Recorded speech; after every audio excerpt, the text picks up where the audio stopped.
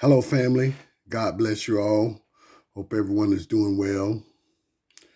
We left off the book of Jubilees at chapter 17, and we will pick up there. In the first year of the 5th week, Isaac was weaned in this Jubilee, and Abraham made a great banquet in the 3rd month on the day his son Isaac was weaned. Ishmael, the son of Hagar, the Egyptian, was in front of Abraham, his father, in his place. And Abraham rejoiced and blessed God because he had seen his sons and had not died childless. He remembered the words which he had spoken to him on the day that Lot had departed from him. And he rejoiced because the Lord had given him offspring on the earth to inherit the earth. And he blessed with all his mouth the Creator of all things. Sarah saw Ishmael playing and dancing, and Abraham rejoicing with great joy. And she became jealous of Ishmael and said to Abraham, "Throw out this bondwoman and her son. The son of this bondwoman will not be heir with my son Isaac."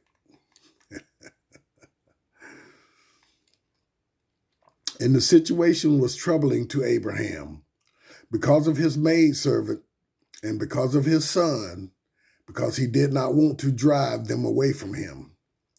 God said to Abraham, "Let it not be troubling in your sight because of the child and because of the bondwoman. Listen to Sarah and to all her words and do them. For Isaac shall your name and offspring be called. But as for the son of this bondwoman, I will make him a great nation, because he is of your offspring." Abraham got up early in the morning and took bread and a bottle of water and placed them on the shoulders of Hagar and the child and sent her away. And she departed and wandered in the wilderness of Beersheba. And the water in the bottle was spent, and the child was thirsty and was not able to go on, and fell down. His mother took him and laid him under an olive tree, and went and sat her down over away from him at the distance of a bow shot. For she said, "Let me not see the death of my child." And she sat and wept. An angel of God, one of the holy ones, said to her, "Why do you weep, Hagar? Stand, take the child, and hold him in your hand, for God has heard your voice and has seen the child." She opened her eyes, and she saw a well of water, and she went and fulfilled her bottle with water, and gave her child a drink. And she arose and went towards the wilderness of Paran. The child grew and became an archer, and God was with him, and his mother took him a wife from among the daughters of Egypt. She gave birth to a son, and he called his name Nebaioth. For she said, "The Lord was close to me when I called on him." In the 7th week, in the first year of it, in the 1st month of this Jubilee, on the 12th of this month, there were voices in heaven regarding Abraham, that he was faithful in all that he told him, and that he loved the Lord, and that in every affliction he was faithful. Prince Mastema came and said before God, "Look, Abraham loves Isaac his son, and he delights in him above all things. Tell him to offer him as a burnt offering on the altar, and you will see if he will do this command, and you will know if he is faithful in every way that you test him." The Lord knew that Abraham was faithful throughout all his afflictions, for he had tried him through his country and with famine, and had tried him with the wealth of kings, and had tried him again through his wife, when she was torn from him, and with circumcision, and had tried him through Ishmael and Hagar, his maidservant, when he sent them away. In everything that he had tried him, he was found faithful, and his soul was not impatient, and he was not slow to act, because he was faithful and a lover of the Lord.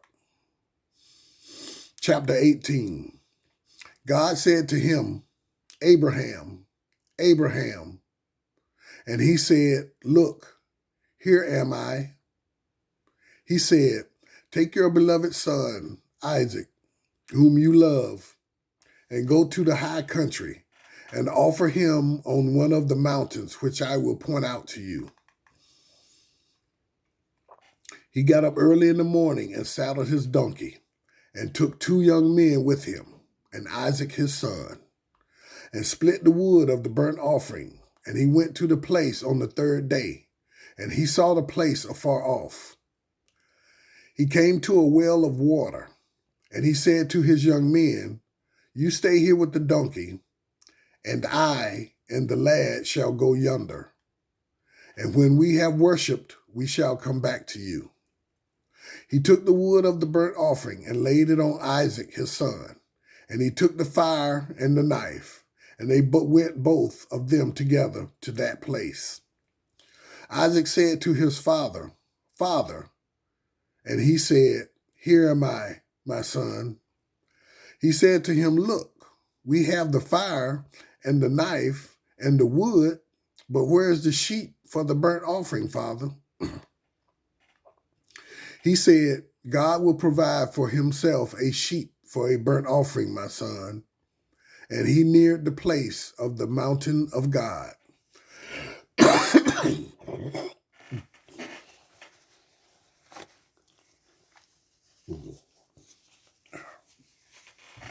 Excuse me, family. Sorry about that.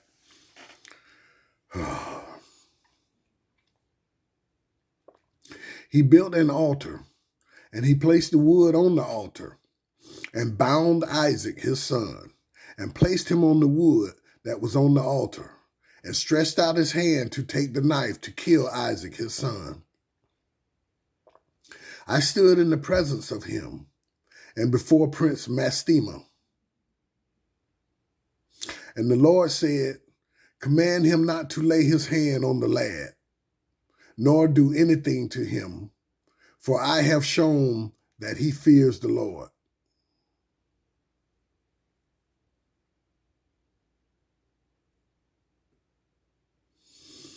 I called to him from heaven and said to him, Abraham, Abraham. And he was terrified and said, Here am I. I said to him, Lay not your hand on the lad, neither do anything to him. For now I have shown that you fear the Lord, and have not withheld your son, your firstborn son, from me. Prince Mastema was put to shame, and Abraham lifted up his eyes and looked and saw a ram caught by his horns. And Abraham went and took the ram and offered it as a burnt offering in place of his son. Abraham called that place, The Lord has seen, so that it is said, The Lord has seen, this is Mount Zion. The Lord called Abraham by his name a second time from heaven, as he caused us to appear to speak to him in the name of the Lord. He said, By myself have I sworn, said the Lord, because you have done this thing and have not withheld your son, your beloved son, from me, that in blessing I will bless you, and in multiplying I will multiply your offspring as the stars of heaven and as the sand which is on the seashore. Your offspring shall inherit the cities of its enemies, and in your offspring, excuse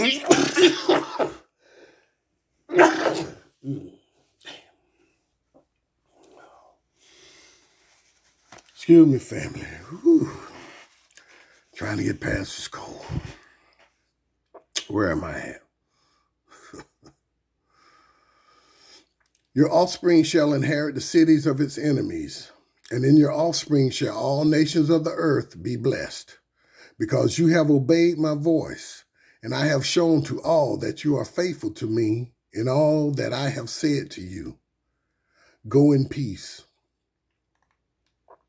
Abraham went back to his young men, and they stood and went back together to Beersheba. And Abraham lived by the well of the oath. And he celebrated this festival every year, 7 days with joy. And he called it the festival of the Lord, according to the 7 days during which he went and returned in peace. Accordingly, it has been ordained and written on the heavenly tablets regarding Israel and its children, that they should observe this festival 7 days with the joy of festival. Chapter 19.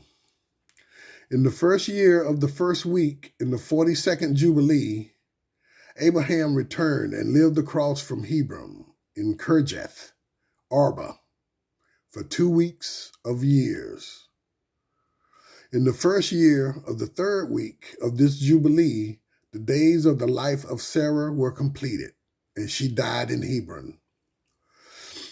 Abraham went to mourn over her and bury her, and we tested him to see if his spirit was patient, and he had neither anger nor contempt in the words of his mouth. And he was found patient in this and was not disturbed. In patience of spirit, he discussed with the children of Heth that they should give him a place in which to bury his dead. And the Lord gave him grace before all who saw him. And he asked the sons of Heth in gentleness, and they gave him the land of the double cave over beside Mamre, that is Hebron, for 400 pieces of silver. They said to him, "We shall give it to you for nothing." But he would not take it from them for nothing, for he gave the price of the place and paid the money in full. And he bowed down before them twice. And after this, he buried his dead in the double cave. All the days of the life of Sarah were 127 years. That is 2 jubilees and 4 weeks and 1 year. These are the days of the years of the life of Sarah. This is the 10th trial with which Abraham was tested, and he was found faithful and patient in spirit. He did not say a single word regarding the rumor in the land of how God had said that he would give it to him and to his offspring after him. But instead, he begged for a place there to bury his dead, because he was found faithful. It was recorded on the heavenly tablets that he was the friend of God. In the 4th year of it, he took a wife for his son Isaac, and her name was Rebekah, the daughter of Bethuel, the son of Nahor, the brother of Abraham, the sister of Laban, and daughter of Bethuel. And Bethuel was the son of Milcah, who was the wife of Nahor, the brother of Abraham. Abraham took to himself a third wife from among the daughters of his household, servants. For Hagar had died before Sarah, and her name was Keturah. And she gave birth to 6 sons, Zimram, Jokshan, Medan, and Midian, and Ishbak, and Shua, in the 2 weeks of years. In the 6th week, in the 2nd year of it, Rebekah gave birth to 2 sons of Isaac, Jacob and Esau. Our grandfather and Esau. And Jacob had no beard, and was a straight and tall man who dwelt in tents. And Esau was a powerful man, a man of the field, and was hairy. The youths grew, and Jacob learned to write, but Esau did not learn, for he was a man of the field and a hunter, and he learned war, and all his deeds were fierce. Abraham loved Jacob, but Isaac loved Esau. And Abraham saw the deeds of Esau, and he knew that in Jacob should his name, the offspring, be called. He called Rebekah and gave commandment regarding Jacob, for he knew that she should too love Jacob much more than Esau. He knew that she too. He said to her, "My daughter, watch out over my son Jacob, for he shall take my place on the earth. He shall be a blessing throughout the children of men, and for the glory of all the offspring of Shem. I know that the Lord will choose him to be a people and a possession to himself, above all peoples that are on the face of the earth. Isaac, my son, loves Esau more than Jacob, but I see that you truly love Jacob. Still add further to your kindness to him, and regard him in love, for he shall be a blessing to us on the earth from now on to all generations of the earth. Let your hands be strong, and let your heart rejoice in your son Jacob, for I have loved him far beyond all my sons. He shall be blessed forever, and his offspring shall fill the whole earth. If a man can number the sand of the earth, his offspring also shall be numbered. And all the blessings with which the Lord has blessed me and my offspring shall belong to Jacob and his offspring always. In his offspring shall my name be blessed, and the name of my fathers, Shem, Noah, Enoch, Mahalalel, Enos, Seth, and Adam. And these shall serve to lay the foundations of the heaven, and to strengthen the earth, and to renew all the stars and the planets which are in the sky." He called Jacob and kissed him in front of Rebekah, his mother, and blessed him, and said, "Jacob, my beloved son, whom my soul loves, may God bless you from above the sky, and may he give you all the blessings with which he blessed Adam, Enoch, Noah, and Shem, and all the things of which he told me, and all the things which he promised to give me. May he cause to be yours and your offspring forever, according to the days of heaven above the earth.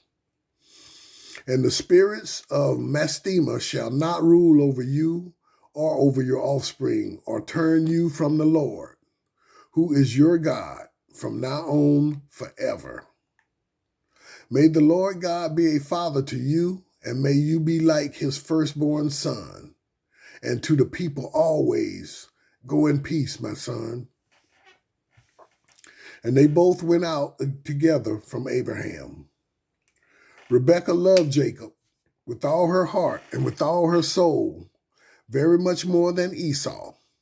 But Isaac loved Esau much more than Jacob.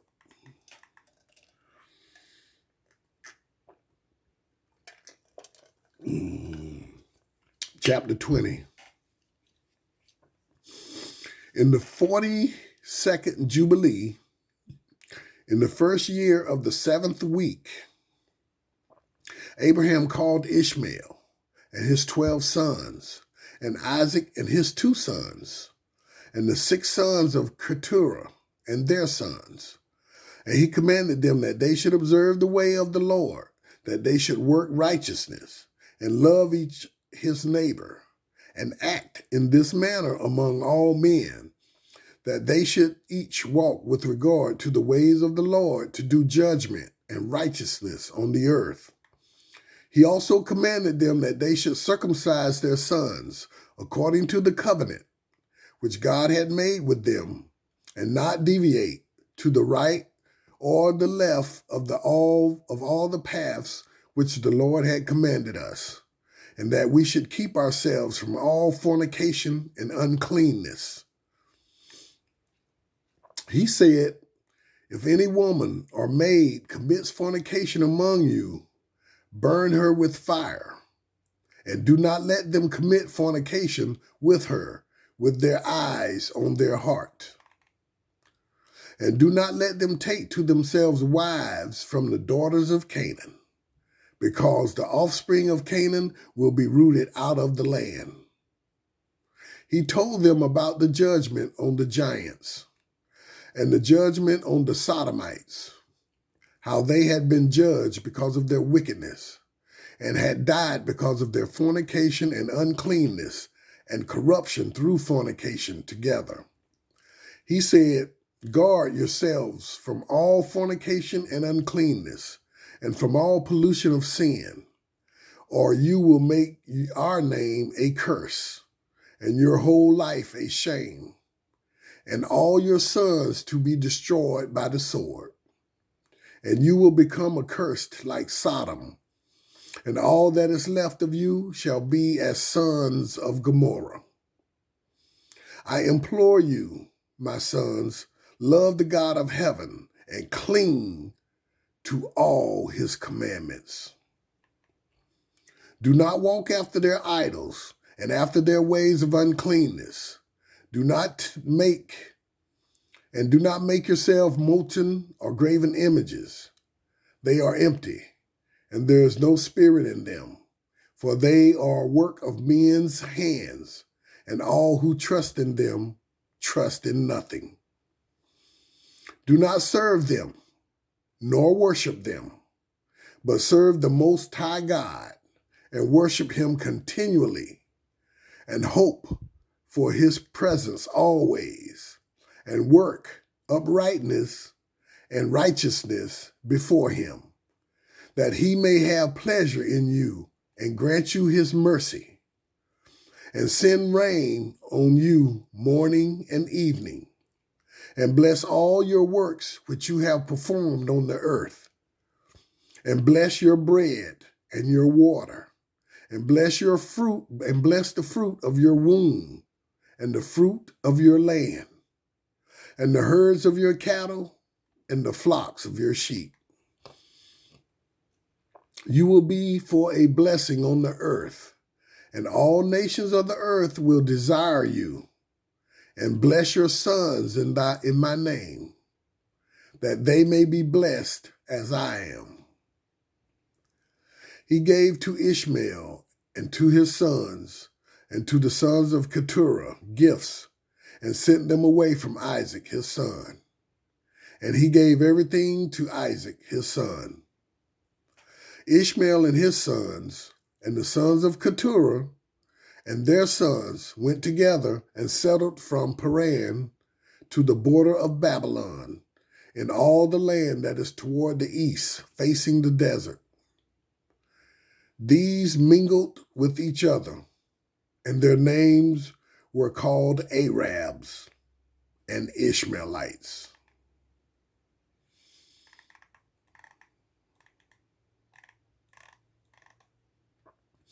Thank you very much for listening, family. Hope you're enjoying the story. God bless you all.